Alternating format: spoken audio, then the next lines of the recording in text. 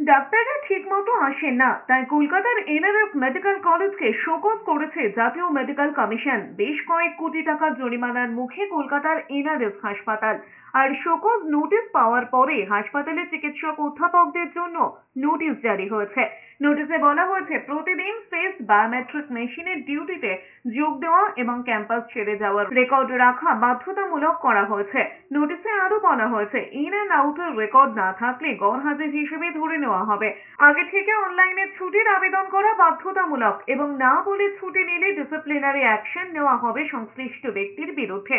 কলকাতা নীলরতন সরকার medical কলেজকে show cause করে মোট 8টি পয়েন্ট তুলে ধরেছে জাতীয় মেডিকেল কমিশন।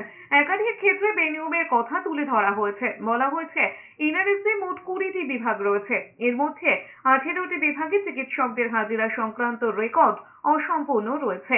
এমবিবিএস পরীক্ষা যখন চলছিল তাতে সিসিটিভিতে দেখা গিয়েছে হলের মধ্যে অবাঞ্ছিত ভিড় ছিল এবং হলের মধ্যে পরীক্ষার্থীরা নিজেদের মধ্যে কথা বলছিলেন।